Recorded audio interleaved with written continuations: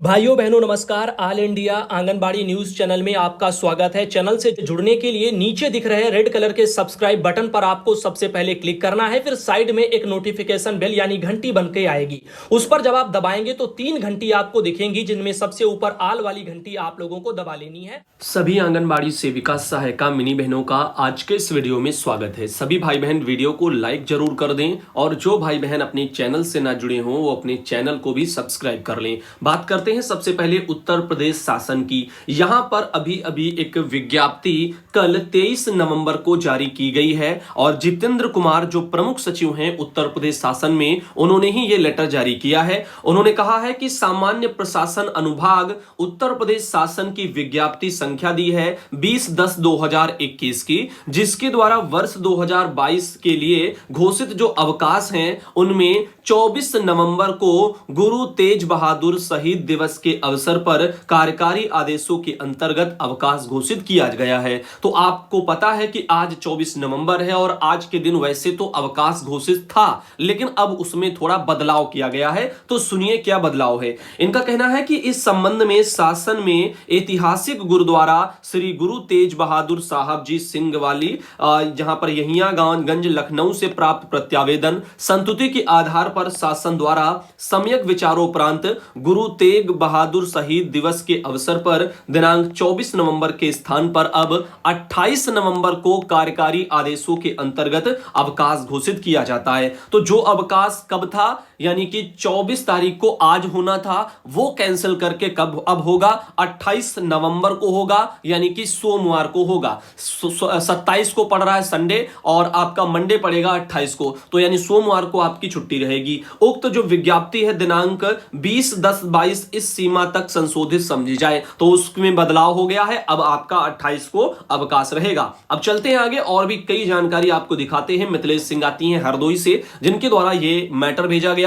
उसके अलावा आप देख सकते हैं जो जिलाधिकारी हैं जालौन जिले के, उन्होंने भी जो कि यहां पर है चांदनी सिंह, इन्होंने भी एक लेटर जारी कर दिया है 23 नवंबर को कल। इन्होंने भी यहां पर यही बात का जिक्र किया है। आप देख सकते हैं साफ शब्दों में, मैं आपका समय नहीं लूंगा ज्यादा। इसमें लिखा है कि इस संबंध में शासन ने ऐतिहासिक गुरुद्वारा श्री गुरु तेज बहादुर साहब जी सिंघा वाली गली यहियागंज लखनऊ से प्राप्त प्रत्यावेदन संतुति के आधार पर शासन के द्वारा सम्यक विचारों उपरांत गुरु तेग बहादुर शहीद दिवस के अवसर पर 24 तारीख के स्थान पर अब 28 तारीख को कार्यकारी आदेशों के अंतर्गत अवकाश घोषित किया जाता है, यानी अब 28 नवंबर को अवकाश रहेगा। तो उत्तर प्रदेश, पूरे उत्तर प्रदेश में ध्यान देना, इस चीज को लेकर के बदलाव हो गया है। अब चलते हैं आगे और भी जानकारी आपको देते हैं। इधर Delhi state anganwadi worker and helper union की तरफ से मैदान में निकल करके आए दिन जो है प्रदर्शन किए जा रहे हैं, फिर भी दिल्ली की आम आदमी पार्टी नहीं जाग रही है। वहां पर आपने एक तो कहावत हमेशा ही सुनी होगी कि चोर चोर मौसेरे भाई होते हैं, सेम कहावत यहां पर भी चरितार्थ होती है।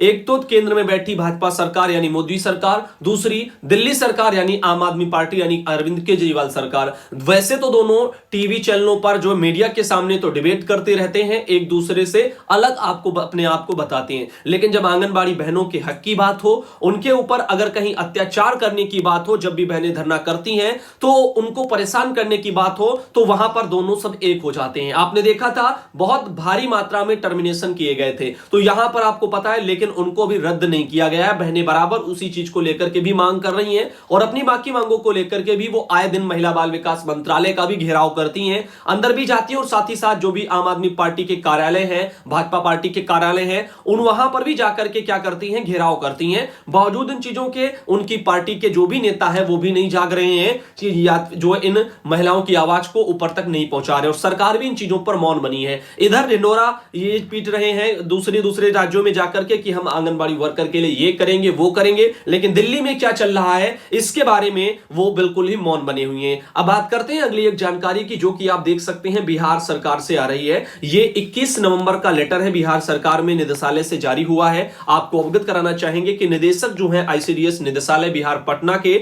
उन्होंने इस लेटर को सभी जिला प्रोग्राम पदाधिकारी को पूरे बिहार में भेजा है। आइए देखते हैं लेटर किस संबंध में है। वैसे इनका है पोषण ट्रैकर एप्लीकेशन में आंगनबाड़ी केंद्रों पर जो जियो टैगिंग है उसके तहत जो लैटिट्यूड और लॉन्गिट्यूड होता है, जिसको अक्षांश और देशांतर हिंदी में बोलते हैं, तो वो दर्ज करने के संबंध में, यानी लोकेशन जिसको आप समझ लें ज्यादा बेहतर रहेगा, तो लोकेशन वगैरह जियो टैगिंग करने के लिए ये यूपी में हो चुका है। और यहां पर आपको बताते हैं इन्होंने इसमें क्या लिखा।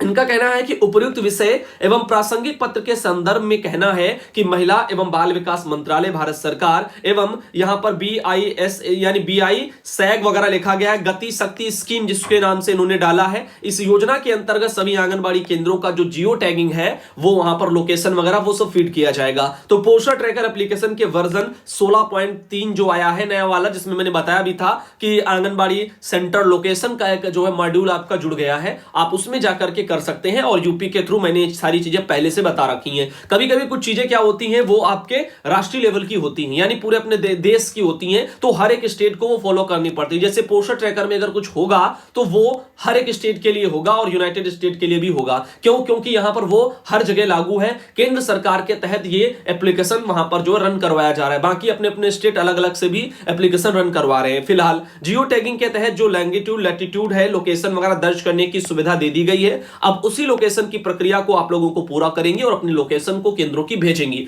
मैंने कहा था कि सेंटर पर जाना और वो लोकेशन वाले में जाकर के उसको अपना ऑन कर लेना और उसके बाद ये आपका लोकेशन जो होगा लैटिट्यूड लॉन्गिट्यूड का वो अपने आप वहां पर फीड हो जाएगा। और ये अनिवार्य था, इसीलिए आपको बताया गया। आगे चलते कुछ और जानकारी है। आशा वर्मा है जो कि बाराबंकी से आती हैं, इन्होंने भी एक मैटर भेजा कि पीड़िता को 2 घंटे थाने में बैठाया गया है। मामला दरअसल हैदरगढ़ का है। यहां पर लोनी कटरा जो थाना क्षेत्र पड़ता है, वहां के गांव में आंगनबाड़ी सहायिका को अनाज बांटने से रोक करके जान से मारने की धमकी दी गई है। पुलिस कार्रवाई की जगह सुलह का दबाव बनाने के लिए उसी को घंटों थाने पर रोक करके रखा है। त्रिवेणीगंज ब्लॉक के गांव जरौली आंगनबाड़ी सहायिका उमाकांति द्विवेदी के अनुसार मंगलवार को वह केंद्र पर लाभार्थियों में अनाज का वितरण कर रही थी। दिन में वहां पहुंचे गांव के जो भानु वाजपेयी, उन पर गाली देकर के अनाज बांटने पर जान से मारने की धमकी दी। अपने घर के सामने चहेते व समर्थकों को भी लाभ देने का दबाव बनाया जा रहा था। पीड़ित सहायिका ने इसकी लिखित शिकायत थाना पुलिस से की है। पुलिस ने 2 घंटे तक थाने में बैठाए रखा। पुलिस बिचौलियों के माध्यम से सुलह करने का दबाव बनाने में लग रही है और कार्रवाई नहीं होने पर शाम को सहायिका निराश होकर के अपने घर लौट गई। सीओ JN अस्थाना ने बताया कि मामले की जांच कर धमकाने वाले के विरुद्ध कार्रवाई की जाएगी।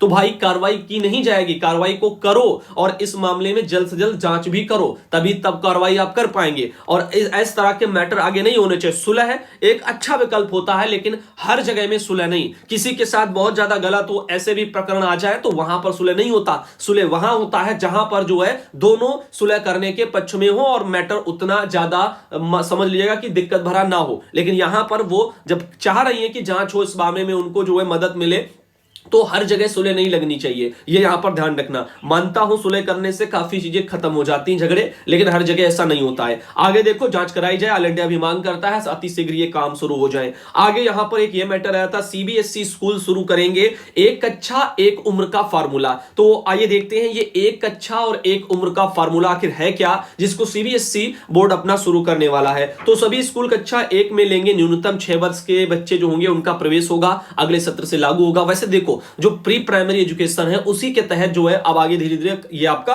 सिस्टम आगे बढ़ेगा। वैसे तो पूरा नाम प्री प्राइमरी एजुकेशन का आपका उसमें कक्षा 1 और 2 भी शामिल हो जाएगा, क्योंकि आंगनबाड़ी के 3 वर्ष जो बच्चों के हैं 3 से 6 वालों के, और उसके अलावा कक्षा 1 कक्षा 2 यानी कि पूरा 5 साल का पूरा मैटर है वो। आगे देखो यहां पर इनका क्या कहना है कि सभी स्कूल देंगे न्यूनतम 6 वर्ष में प्रवेश, क्योंकि 6 के बाद ही तो बच्चा वो अपना आगे कक्षा 1 में जाएगा। जैसा कि आपको पता है, मैंने बताया कि 3 से 6 वर्ष के जो बच्चे होते हैं वो आपका आंगनबाड़ी केंद्रों में रहते थे और वो अभी भी हैं, लेकिन जो प्री प्राइमरी होगा उसको जोड़ लिया जाता है कक्षा 1 और 2। लेकिन यहां पर प्री प्राइमरी की बात नहीं है, यहां पर कक्षा 1 यानी 1 कक्षा 1 उम्र, यानी अगर कोई बच्चा कक्षा 1 में आए तो सब बच्चों की जो उम्र है यानी जन्म तिथि है वो सब सेम हो। तो ऐसा नहीं है कि कोई बच्चा 4 में ही कक्षा 1 में एडमिशन ले लिया, किसी ने 10 में कोई जा रहा, कोई 12 साल में होकर के जा रहा, पता नहीं क्या करते रह गए। तो इनका कहने का तात्पर्य है कि अगर कक्षा 1 में बच्चा आ रहा है तो उसकी उम्र हर बच्चे की समान होनी चाहिए। यानी कक्षा 6 एक लकीर समझ लीजिएगा खींच ली गई है, आंगनबाड़ी केंद्र से निकल करके जो भी पास आउट होंगे वो कक्षा 1 में जाएंगे। तो जाहिर सी बात है 3 से 6 वर्ष के बच्चे आंगनबाड़ी में पढ़ने वाले माने जाते हैं और उसी के अकॉर्डिंग कक्षा 6 इन्होंने रख दिया। उसके बाद जो है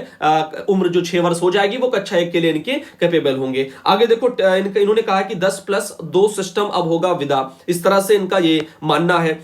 और थ्योरी से ज्यादा प्रैक्टिकल पर जोर होगा और 4 चरणों में बढ़ जाएगी पढ़ाई। तो यहां पर इनका कहना है 10+2 जो सिस्टम है उसकी जगह 5+ जो 3+3+4 सिस्टम लेकर के पढ़ाई अब होगी। 5 वही मैंने कहा ना स्टार्टिंग के 5 साल, वही आपका प्री प्राइमरी एजुकेशन का जो बहुत पहले से आपको मैंने समझा रखा है, तो वो आपको वही सब ये फॉलो करने के लिए यहां पर बातें निकल के आ रही, इसमें कुछ भी नया नहीं है। सरोज पाठक है, गोंडा से आती हैं, जिनके द्वारा एक ये फोटो भेजी गई। कुछ और भी बहनें हैं, आइए देखते हैं। ये एक और उनके द्वारा वहां से फोटो भेजी गई थी। और अब चलते हैं आगे।